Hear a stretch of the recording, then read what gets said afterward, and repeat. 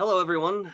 I'm a little dark here. I'll try to perk up. I do have the lights on too, but we may end up holding this camera. At any rate, I just wanted to pop in very quickly and say hello to everybody who's been out there supporting me on this trip out to California. We started in Santa Monica and, of course, have ended up here in Hollywood. Uh, fantastic adventure. Um, Honestly, we have been working so hard and creating so much content. It's absolutely amazing what can get done when you put focus and you have the right people together. Let's see if I can see some comments here. All right. So one of the reasons I'm going live tonight is to engage with you guys and answer any questions you've had about our travels thus far. It's been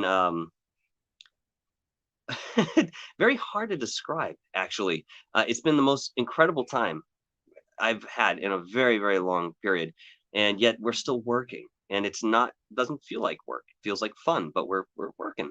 Guys, let me know if this is a little too dark. I'll try to do what I can. Hey, what's going on? Knowledge 888. Good to see you, Jill Delight. Pyramid 7. What's up, brother? Hey, Chris Corkum. Hollywood, huh? It's your old haunt? Well, maybe you know a little bit about Peg and Twistle, who threw herself off the H in 1932 at the age of 24. She was a British actress, came to Hollywood, of course, looking for the fame and fortune. But, as most people do, I think they start with the art. And she was cast in a film. Can't remember what the name of it was off the top of my head. And unfortunately, her part was cut. And that she took it very difficult, in a very difficult way. And through depression and perhaps other mental states and conditions that she was holding on to, thought the best way to send a message would be to jump off the H on the Hollywood sign. Now, this is a recreation for those of you who don't know. In the 70s, this was erected. There was a fire that took out the old Hollywood sign. In fact, I do remember seeing some of the letters collapsed in the back, some years ago. But of course, this was way before my time. I would have only been able to see pictures. Cashew, Gesundheit, what's going on? Good to see you. Thanks for coming to the show, guys. Yeah, like I said, I just wanted to kind of touch base with everybody and let you know what's going on here. So again, as we started in Santa Monica, we've had a lot of fantastic people come through the house. Of course, spending time with Rich Giordano was an absolute pleasure. Man, I can't tell you how awesome this guy is. And then to meet him in person, it's just, there were no words when we all saw each other for the first time. It was all a bunch of hugs, and it's familiarity. So, what does that say? Maybe I've known these guys in other existences. I mean, how can something be so natural? And yet we, come from all different corners of the state. I'm sorry, the country. So that's curious to say the least. We've also had some very odd anomalies happen while we've been together. For example, there was what we think might have been some sort of shadow person caught at the house we were staying at over in Santa Monica. Brent's son was skateboarding on the driveway and called us over saying, hey, there's somebody, shadowy figure standing in between one of the cars and the wall to the house. And immediately within 4 steps, we were both over there. There was nothing there. We went out to the road looking for somebody running away, or maybe there was a neighbor saying, hey, we're being a little too loud. Nothing. So, that in and of itself isn't too much, but then there were a couple different things experienced. Rich and I heard some weird sounds late in the night, right before we went to bed, odd dinging sounds in the living room, nothing electric that we could tell, nothing mechanical that we could find. So yeah, we're experiencing some of these odd anomalies just being together. I honestly think that a lot of it has to do with the combined energy of all of us together. And of course, we had other people come through as well. We had Darcy Weir come through, fantastic dude. Dr. J Radio Live, my good friend, he came through as well. Paula Asteria, had a chance to sit down and really get to know her a bit. And man, she'll be on the show. She'll be on the show soon enough. And she's got some things to tell you guys about Egypt that will absolutely blow your mind. Area 503, what's up, brother? Good to see you, my friend. Dark Sky Files, how you doing, my man? And if you guys have noticed in some of my recent videos, aside from my fly being down on one of them, I don't care. It is what it is. Stupid pants. I just bought them, okay? And the damn things, the fly doesn't stay up. So you know what? That's the last time I'm wearing those pants. You'll notice that I'm kind of slurring and stuttering a couple times. Well, number one, what I've been doing lately, it's all one take, and it's done like this. No matter what's going on in the environment, you've got to think of what you're going to say, and you got to go. You got one chance to do it. That's it. So that combined with being incredibly tired because I'm having such a fantastic time here, that's I think lending to a little bit of mental fatigue, but that's okay. I think the point's getting across, and I put out those videos on Santa Monica, more or less for you guys, just to let you know that I'm keeping in touch with what's going on because I am working very diligently with Third Phase of Moon on the content for their channel, and of course we're putting together Third Phase UFO reports as well. So let's see, who else have we got here that I missed? Shelly, how you doing, Shelly? Thanks for coming to the show. It's good to see you. If you guys have any questions for me too, what's it like hanging out with these guys? Is Rich really as angry back, behind the scenes? He isn't. What's it like out there in Hollywood? What did it feel like walking up the hills? Because we've made many hikes up that way. Unfortunately, hey, Kermit the Frog, what's going on? Stargate Traveler, good to see you. Thanks for coming to the show. As you can see, there's a lot of land back here to traverse, and these hills, if you haven't been up in this area, just they're stereo. What's the word I'm looking for? Yeah, I can't think of the adjective, but at any rate, for miles, you're looking all directions and you're seeing these sprawling hills, peaks, and valleys. And people will try to make their way up to the top of that sign, or to the top where the sign is, going straight up, or even from another angle.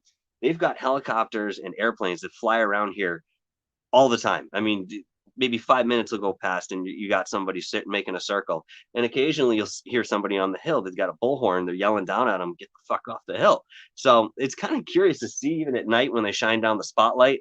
Man, some good stuff to watch and check out while you're out here. Let's see here. What else have we got? Tamara, Purple Sweetgrass. How are you? Thanks for coming to the show. It was more accessible to get up there, years ago, dark sky. I think that it wasn't as tight, and as time has gone on, there were many economic reasons for that sort of crunch too. That they decided to really tighten security. But honestly, it's for people's own good too. You try to go up some of these hills, if you slip and you can't grab onto something, you're going all the way down. And believe me, it's not going to be a fun ride.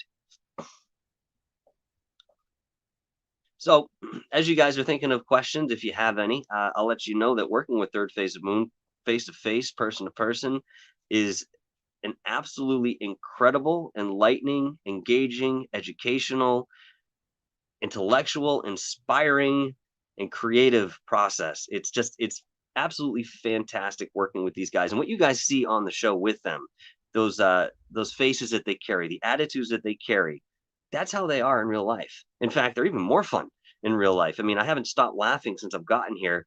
I think my face was hurting first couple days because I was smiling so large. I couldn't help it. We were all having such a great time.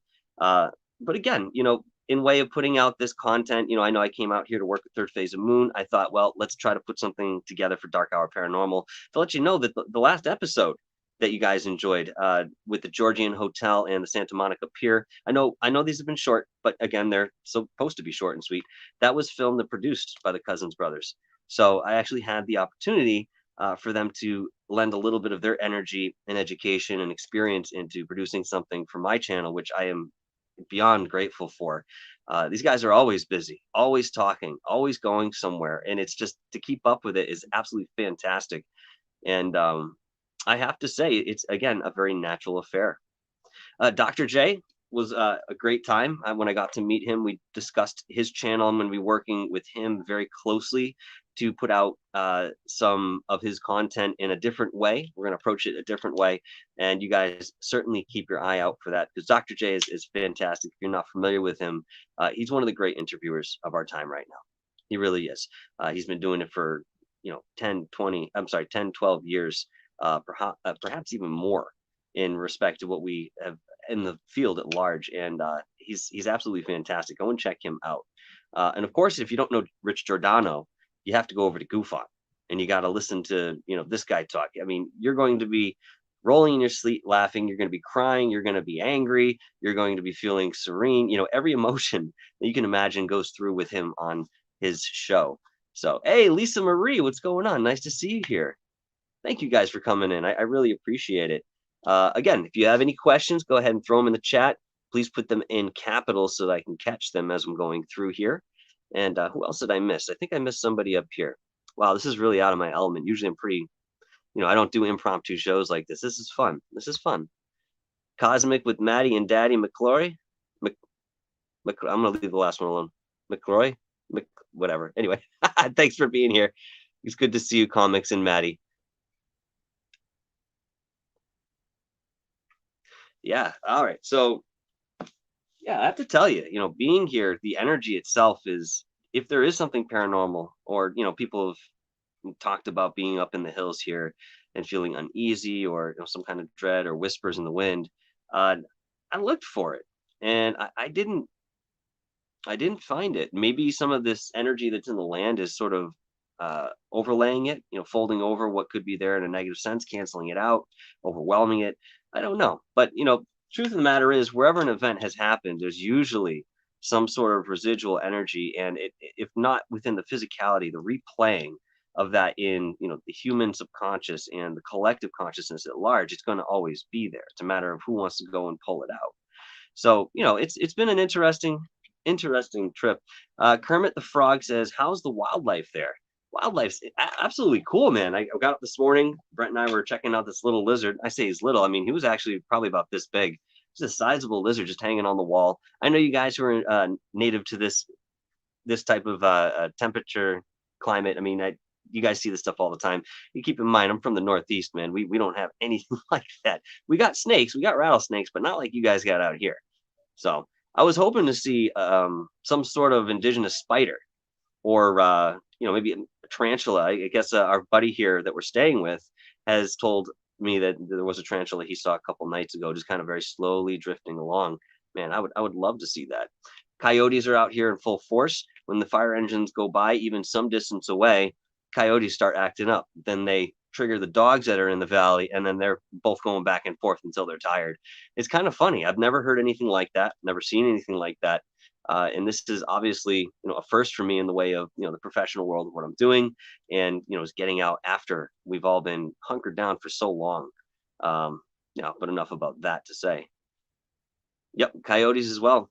Yep, and that's what I've observed so far being here. Of course, you have your insects and so forth. And a nice sized beetle, about the size of a $50. He was out earlier, but again, I am not touching anything. I don't know what these things do, and how much they bite. So I'd rather stay out of the hospital for the time being, even though I am curious to hold one of these little guys. Yes, there are coyotes over where we are. They act differently though, from what I've seen.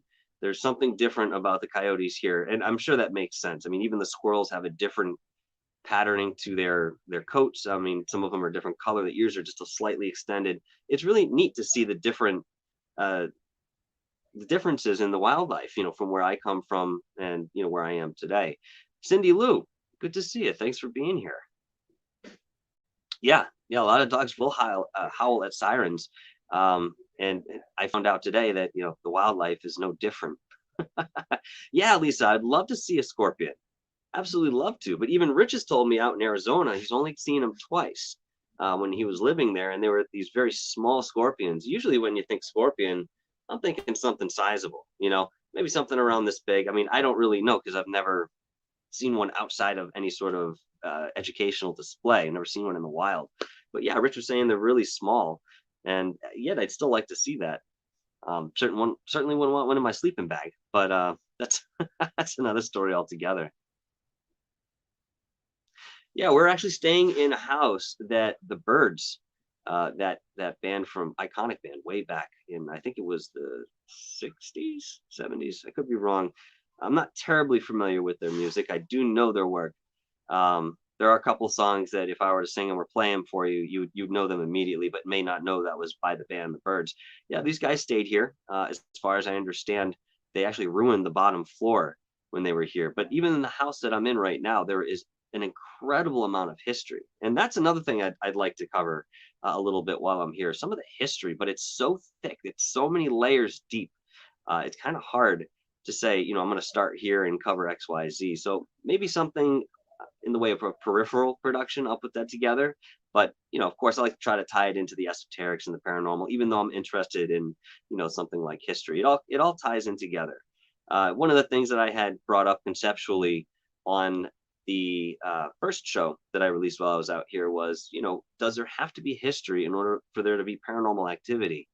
Um, in my opinion, there has to be some sort of energy exchange with your environment. You're always working with it. There's energy being exchanged all the time. You can't really measure it. It's just too overwhelming, but it's very subtle that all these things are working together as a well-oiled machine, if you will. So I would imagine, and just, surmising here, there must be something in the way of gravity, something impactful that causes this disruption enough to say there was a peaceful place, and now inserted is something more cataclysmic or traumatic, and it's imprinted because the consciousness, I mean, we're all the consciousness, right? We're all this energy. So if we're feeling and we're thinking, it's being imprinted on the material around us. I think that some of the material, especially when you walk into the woods or somewhere alive, nature and so forth, they're going to give an amplification to that type of activity. You said people can bring it with them. Let's see here. Well, I'm not sure what you're referencing, but yeah, there's a lot in the way of what you're going to be bringing into any investigation or any personal space. I'll tell you this much: good friend of mine, Chris Lazarick of the Night Shadow Ghost Hunters. You guys have seen the show that we did with them. There'll be more. There'll be more with those guys, a little bit more comprehensive. But he was telling me, he had this understanding that you need to take care of yourself if you're going to go into any of these paranormal locations, especially the more nefarious ones. Because what happens is if you're in a weakened state, immediately that'll be exploited as soon as you walk through the door.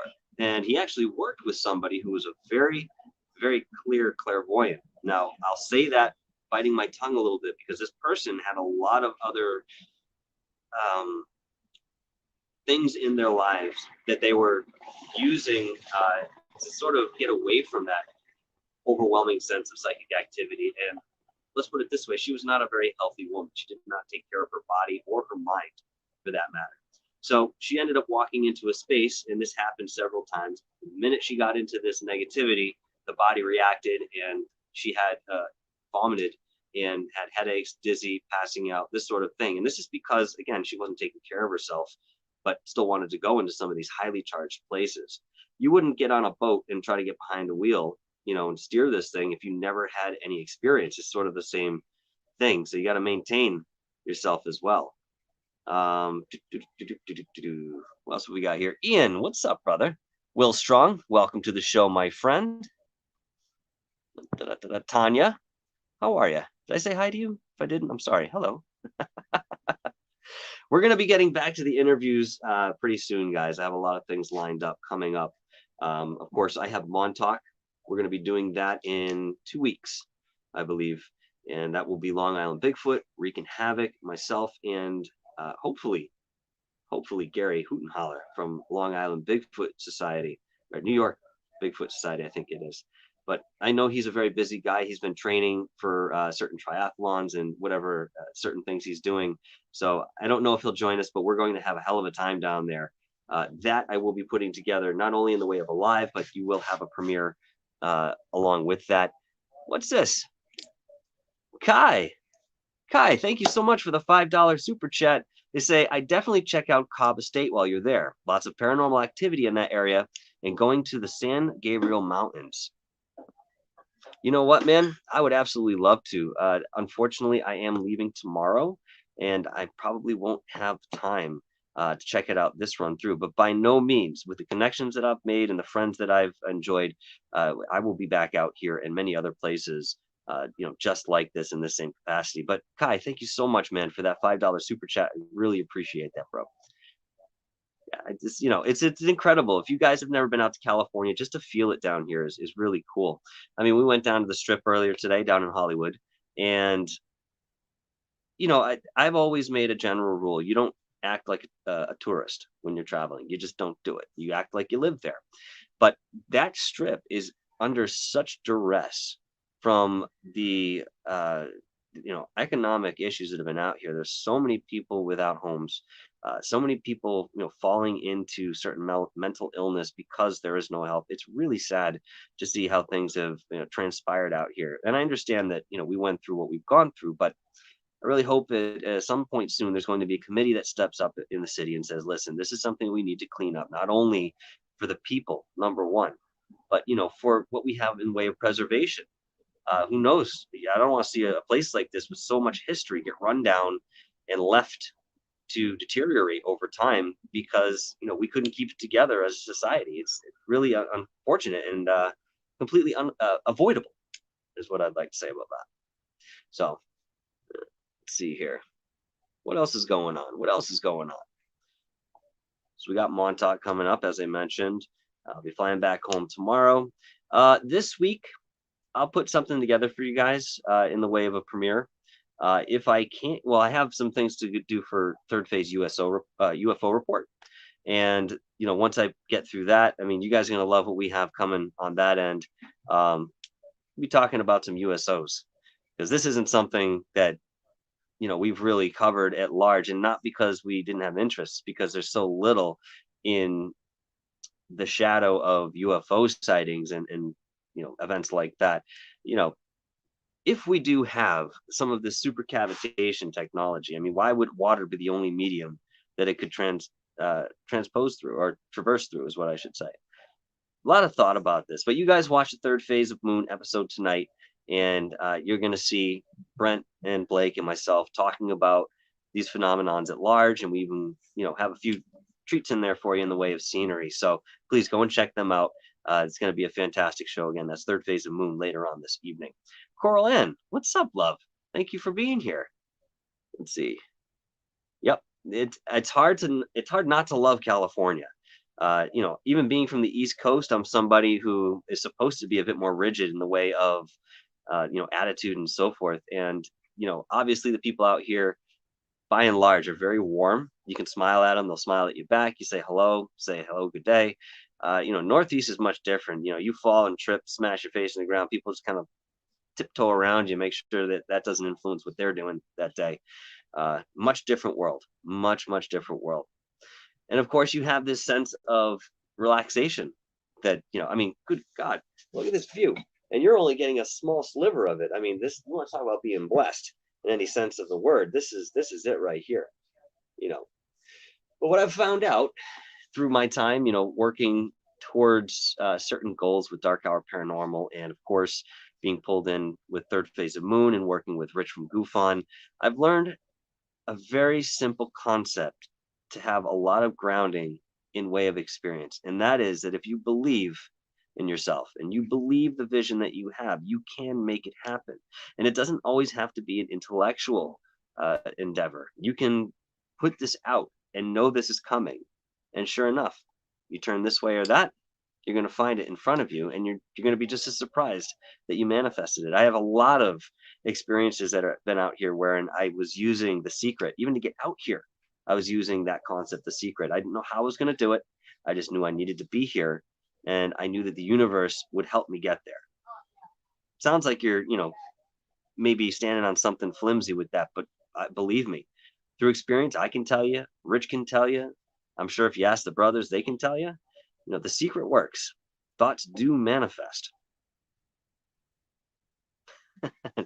Too blessed to be stressed. Will Strong, you're absolutely right, man. Sorry, the light went off here. Let me give you a quick look here before we go. Just at the view that I have here, and honestly, I'm literally right on top of the hill for all intents and purposes. And of course, I apologize to those of you who are from this area. And it's not that I'm wowed.